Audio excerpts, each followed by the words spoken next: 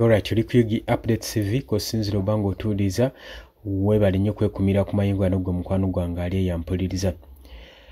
Honorable Francis Zaake mu Namityana Municipality saako ne Nakaseke MP Lotamaguzi bagenze maaso mu interview ez'enjawulo ne basobola okuba nga badda Mwami Yoweri Kaguta Museveni okusinziira ku speech yakola ku lunaku oluyise emabega ku national address we yali addressing eggwanga gwali yampuliriza.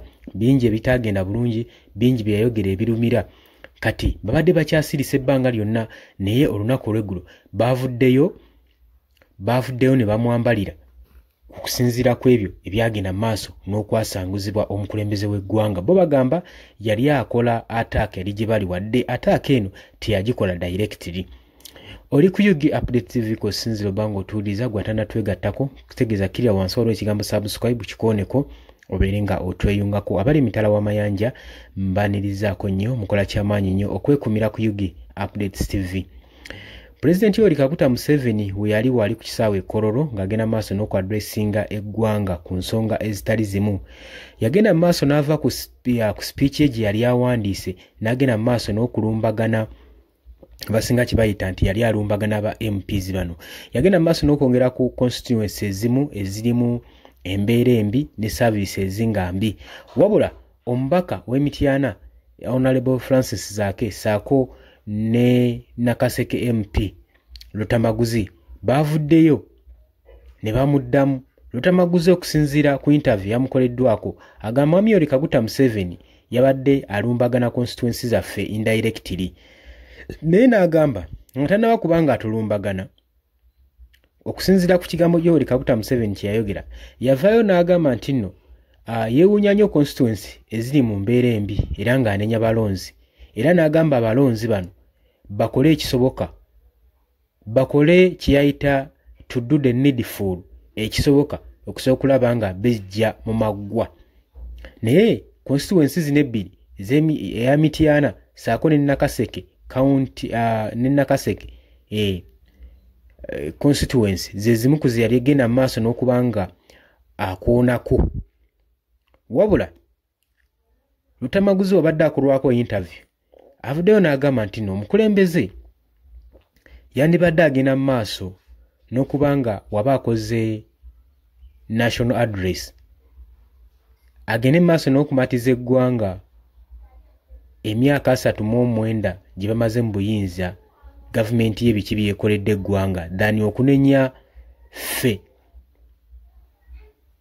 ate nga gavumenti ye be balina okuprovidinga services eri constituencies tutwala. Ebibadde bigambo bya Lutamaguzi ng'agenda maaso n'okwataakinga Mwami Yoweri Kaguta Museveni.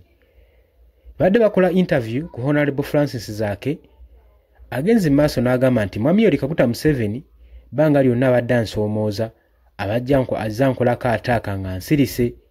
Naye ffe baataakinga baatulumbagana nti constituency zaffe ziri mu mbeera mbi.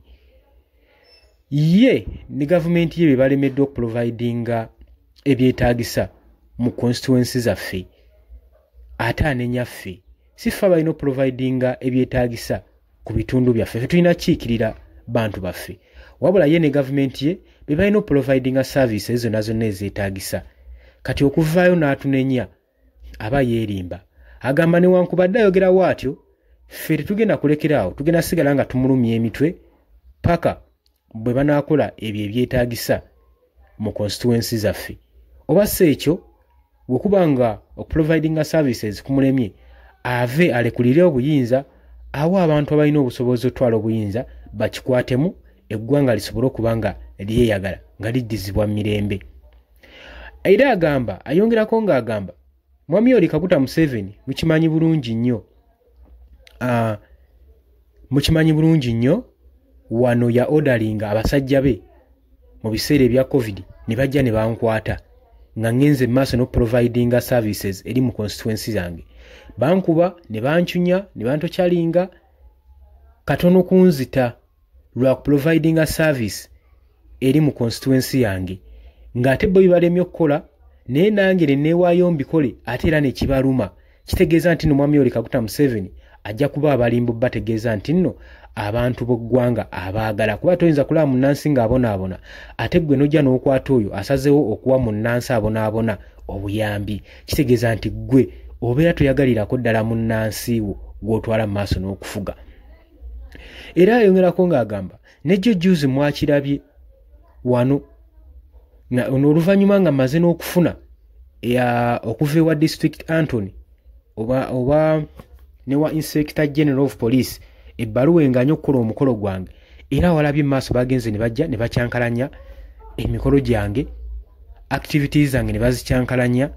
Agamba simanyi mwami Yoweri Kaguta Museveni kyanjagaza.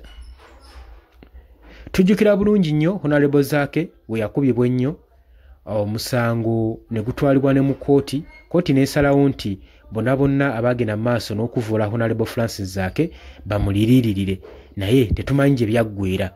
Jjukira nti nno Honorable Zaake yawambibwa n'akubibwa bubi nnyo era yamala ebbanga eryawirirako ddala ng'akyapoosya n'ebisago gwe ali eyampuliriza.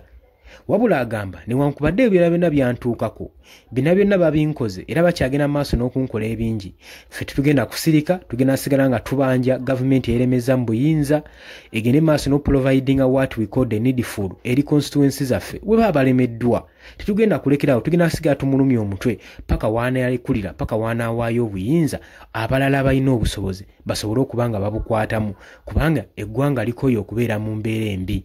Eggwanga likooye okubeera mu corruption, eggwanga likooye okubeera nga liri mu nsi etaliimu services, amalwaliro mudaga tegaliimu, ebyenjigiriza bipeerwa, abasomesa tebasasulwa, amasomero aga gavumenti tegalina shelters, kwegamba enguudo mbi babikooye. Bagamba beetaaga omukulembeze omupya akwate mu kintu kuba tetusobola kubeera nga wano mu central omutima gw'eggwanga Uganda nga mwe musinga okuba nga enguudo embi ezitali ku mutindo ekyo bakiganye. Bagamba mwami Yoweri Kaguta Museveni n'onaayogera n'onatwataakinga nti lekeraawo okubanga otwataakinga ffe tulina mugaso gy'oli wabula ky'oba olina okukola providing services mu bitundu by'eggwanga byonna kubanga omukulembeze alina kubeera neutral mu constituency zonna eize obanga bamulonze constituency emulonze obanga temulonze wabula tolina siga bukyayi mu constituency nti okuba tebakuwadde kalulu katugenda providing ayo service ekyo kiba kikyamu nnyo. Omukulembeze aba alina okuba nga atwala ggwanga lyonna era nga ali providing buli what we call necessary kyonna kyonna kye beetaaga naye okubanga osuddeyo gwa naggamba olw'okuba nti nno eri tebakuwa kalulu n'ogenda maaso n'okuwala naayo ekyo kintu kikyamu nnyo era tukivumirira. Oli ku UG Updates TV kubadde osinza obanga otuwuliriza gwatannatweyongako nkutegeeza kirya wansi waliwo ekigambo subscribe kikooneko obeere ng'otwegattako. Mbagaliza olunaku olulungi tunaaba nga tukomawo mweraba.